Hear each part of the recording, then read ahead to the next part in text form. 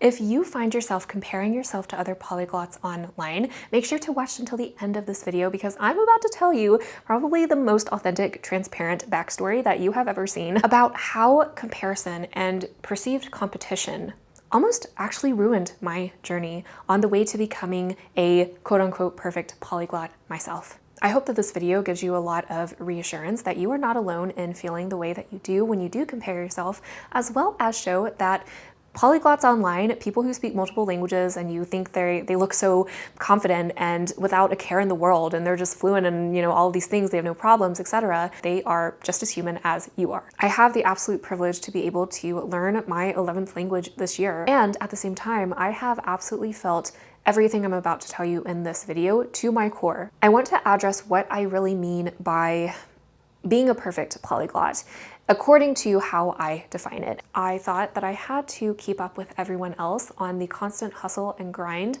of learning multiple languages as fast as possible.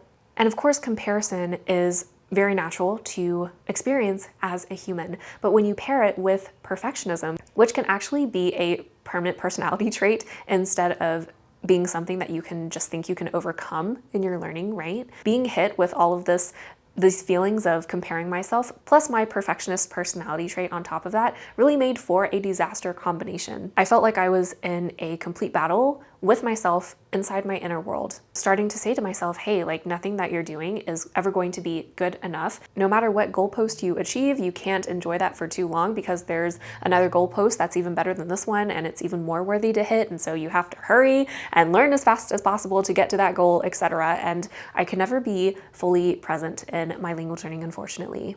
It even got so bad to the point of me just talking down to myself that I started to just feel like an absolute failure every time I opened my mouth to speak. So what other behavior did I see from other polyglots online that I thought counted as being a perfect polyglot? I absolutely idolized like 6-7 hour study days. I kept on fantasizing, if I had all the time in the world, then yeah, I would definitely study German for 6 hours a day, 7 days a week, and I would be fluent and blah, blah, blah. Everything would be great. But the thing is, this was definitely me living more in fantasy and what could be instead of actually living in reality. Especially this year when I have been studying very intensely at 2 language schools for both 3.5 months and then also, passing in my very first official certificate exam, I have come to find that 7-hour study days are definitely not realistic. My max is actually maybe 3.5 hours with maybe a break here and there, plus maybe maximum 2 hours, which maybe involve a speaking class and then a lot of review of what I had learned in the first 3.5 hours. But it definitely, now that I think about it, I don't think I've ever studied a language actively for 7 hours. I can totally understand how you can do a lot of passive activities, even for 7 hours throughout your day, and then it just doesn't feel like you studied in a sense. And there's nothing wrong with that, but I guess what I mean is I interpreted studying that much as being really, really active in studying. Going back to trying to fool ourselves that we would, actively study all the time if we had all the time in the world. It's just not the reality sometimes for the people we are. And I think it's also very human to want to soothe ourselves with this kind of fantasy when we really do feel really uncertain about where our language learning is going. We're not sure we'll ever reach fluency at all. It's very easy to project ourselves onto other people's journeys instead of being present in our own. And I kind of see it as well as, wanting to move to a big city to maybe realize your dreams, but you're stuck in a small city and you're not really sure how you're going to make the move to a bigger place anytime soon. When I started to really think about, being a perfect polyglot means speaking a lot of languages really fast, and the way that I can learn them fast is to study ideally 7 hours a day. Oh my goodness, I wish I had as much time as this other polyglot learning this many hours a day, and I would just be fine. And I started to not trust myself making my own decisions because I was outsourcing so much and projecting myself so much onto other people's journeys that I couldn't even understand what did I want for myself? What did I want for my life? And how would language learning fit more into that instead of me trying to cram in, 7 hours a day of studying and then feeling guilty when I inevitably could not do that sustainably in the long term, right? that is definitely a vicious cycle that I got into, and it really, really affected me negatively for years afterwards.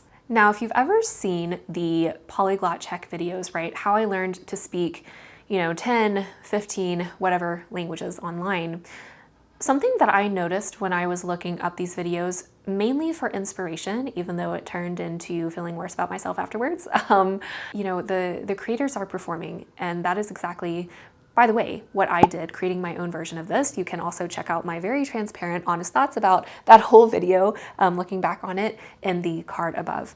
But I also saw that most of the polyglots that I listened to were speaking as fast as possible and without a lot of long pauses, without a lot of apparent errors. Of course, I couldn't understand every single language that, every single polyglot in every video of that kind was talking about, but they gave the impression that everything was free, like flowing freely and just being confident, right? And not feeling really any other human emotion of even showing being nervous or being unsure. This was definitely a milestone that marked the beginning of me wanting to try to open up a YouTube channel first of all and think, okay, I have to be a perfect polyglot for just in my private time, right? But now that I'm opening a YouTube channel, I want to make sure that I am perceived as the quote unquote perfect polyglot by everyone else that watches my video.